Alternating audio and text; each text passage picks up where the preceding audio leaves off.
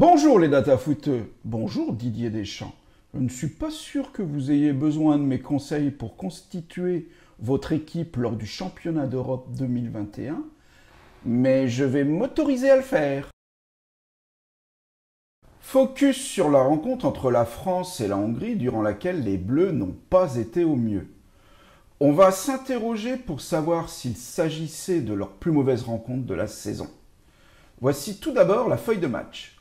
Les éléments marquants, à mon sens, sont la sortie de Karim Benzema, qui n'est pas parvenu à avoir une réelle emprise sur ce match. Il a ensuite été remplacé par Dembélé, qui lui-même est sorti au bout d'à peine 10 minutes, alors qu'on peut estimer qu'il aurait apporté vraiment un plus à cette équipe, mais il était blessé, donc il a été obligé de sortir. Autre fait marquant à mon sens, c'est le fait que Benjamin Pavard ne soit pas sorti alors qu'il était sous le coup d'un carton jaune dès la 11e minute et qu'il n'était vraiment pas dans le coup durant ce match. Pour pouvoir comprendre l'état de cette équipe par rapport à ces autres matchs, nous importons les modules Python habituels. Nous importons des données concernant tous les matchs de l'équipe de France depuis le début de la saison, donc depuis septembre 2020. Le match le plus ancien, c'est contre la Suède, et c'était le 5 septembre. Il y a eu en tout cette année 15 matchs. Après avoir supprimé la ligne des totaux dans la cellule 6, voici la liste des colonnes, des critères à notre disposition.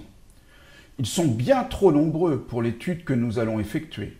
Donc, voici la liste des colonnes que nous allons conserver dans la cellule 7.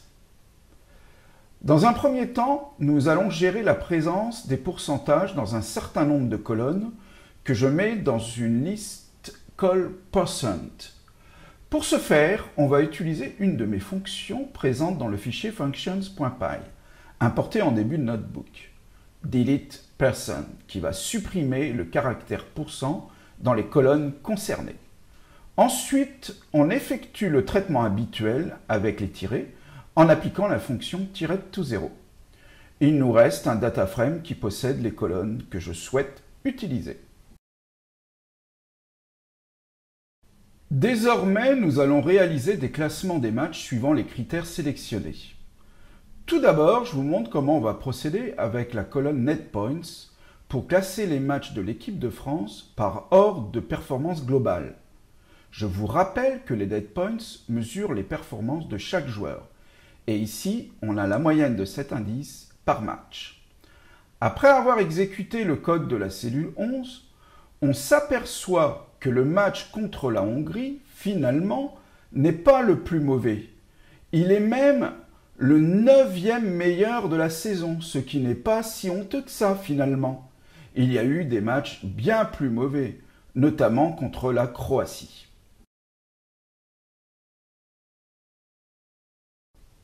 Allez, on va faire de même avec tous les critères qui ont été sélectionnés. On s'inspire du code sur les NetPoints que l'on fait tourner dans une boucle et on affiche ça dans un tableau HTML. C'est ce qui va achever cette étude. On peut apercevoir des résultats tout à fait étonnants.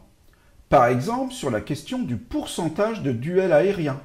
Le match contre la Hongrie est tout simplement le meilleur match de la saison.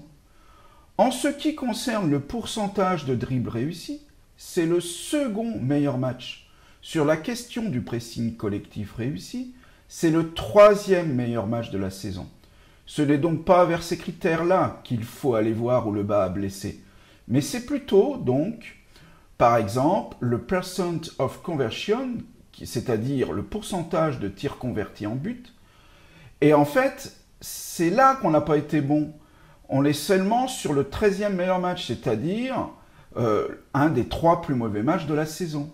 Et avec le critère de pourcentage de réussite au centre, malgré la présence de Lucas Digne, réputé pour la qualité de ses centres, c'est le second plus mauvais match de la saison sur ce critère.